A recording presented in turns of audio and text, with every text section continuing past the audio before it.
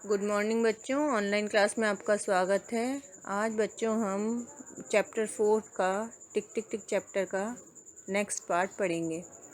तो बच्चों आपको वीडियो में दिखाई दे रहा होगा कि पता करो क्या सभी जंतु एक बराबर तेज़ी से बड़े होते हैं, उनके बढ़ते जाने के बारे में बातचीत करो। आपको सामने चित्र दिखाई दे रहा होगा, मुर्गी, गाय, चिड़िया। तीन जंतुओं के नाम हैं मुर्गी, गाय, चिड़िया।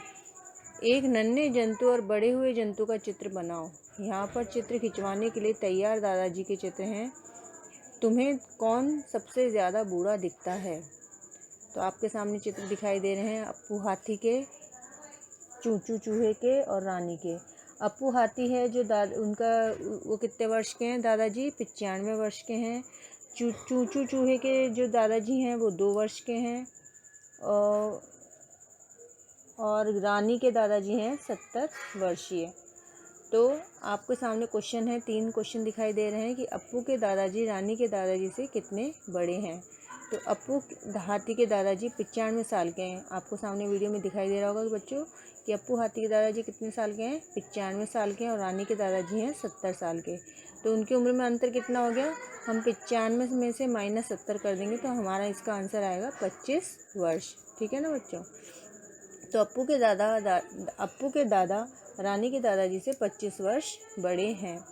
सेकंड क्वेश्चन है, क्या चूचू के दादाजी कभी अप्पू के दादाजी जितने बड़े होंगे? नहीं, क्योंकि चूचू के दादाजी अप्पू के दादाजी की तरह कभी बूढ़े नहीं होंगे।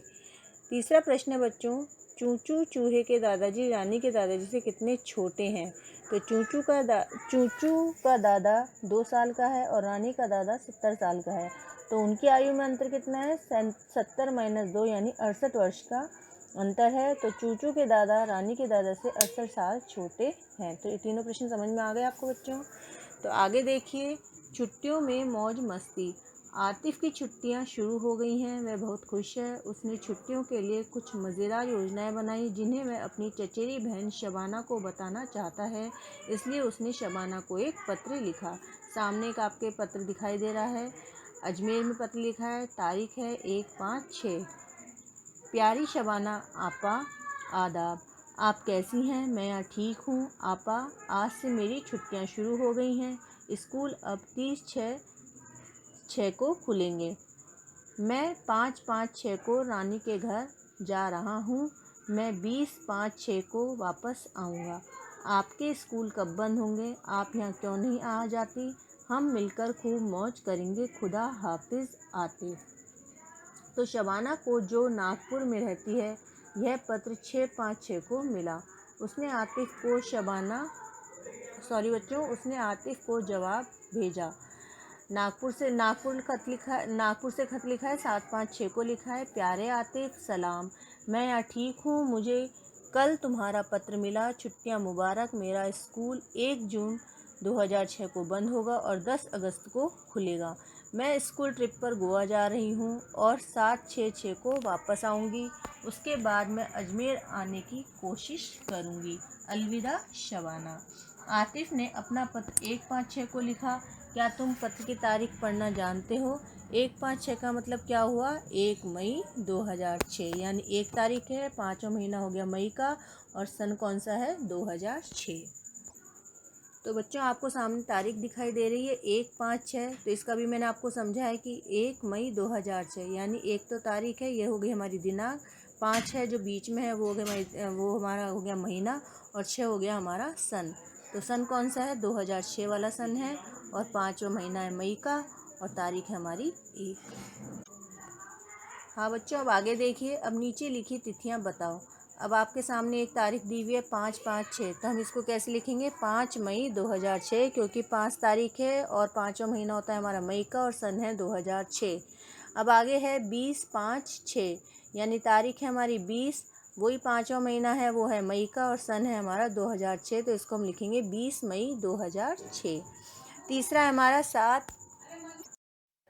हाँ बच्चों, अगला है हमारा 7/6/6, यानी तारीख है हमारी 7, छठा महीना हो गया हमारा जून का, और सन है 2006, तो हम इसको लिखेंगे 7 जून 2006।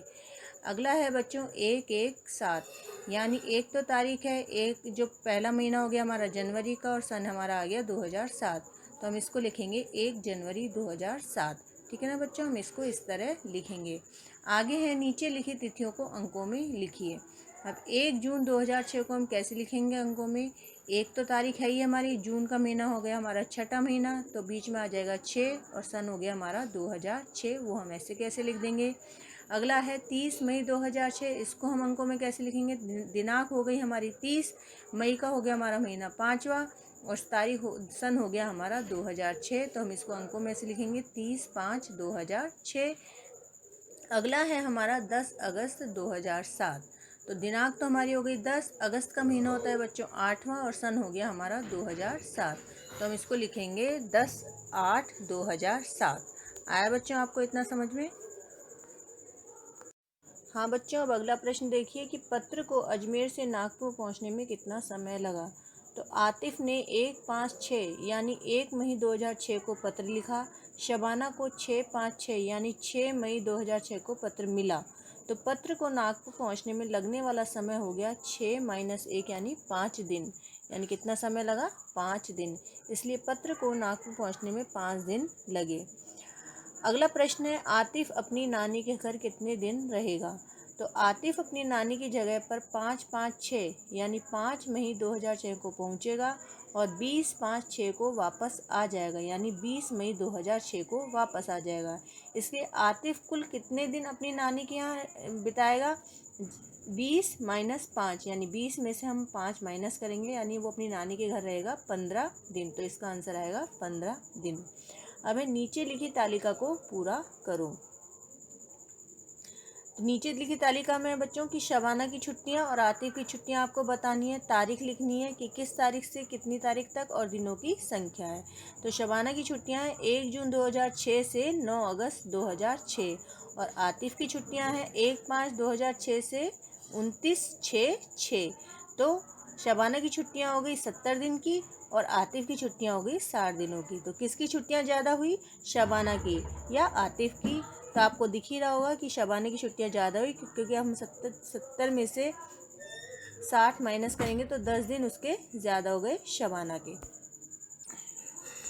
आगे देखिए बच्चों कि तुम्हारे स्कूल में और कौन सी लंबी छुट्टियां होती हैं, उन सबकी तिथियों के बारे में लिखो। तो आपके सामने सारणी दी गई है कि गर्मी की छुट्टियां, शरदकालीन की छुट्टियां, सर्दी की छुट्टियां, वार्षिक परीक्षा के बाद की छुट्टियां। आपकी सारणी में लिखना है तारीख किससे कहाँ तक और दिनों की संख्या। तो ये बच्चों आपका होमवर्क है, इस सारणी को आपको खुद को तैयार करने की। आपकी गर्मी की छुट्टियाँ किस तारीख से कहाँ तक पड़ती हैं और उसकी दिनों की संख्या लिखनी है। शरदकालीन छुट्टियाँ कब से कब तक होती हैं और उसको उनकी दिनों की संख्या लिखनी है। सर्दी की छुट्टियाँ आपको तारीख बतानी है और उनके दिनों की संख्या लिखनी है। और वार्षिक परीक्षा के बाद की जो छुट्टियाँ होती हैं, यानी गर्मियों की वार्षिक परीक्षा के बाद की छुट्टियाँ होती हैं, उनको आपको तारीख बतानी है और उनके दिनों की संख्या लिखनी है। तो ये आपका आज का होमवर्क है।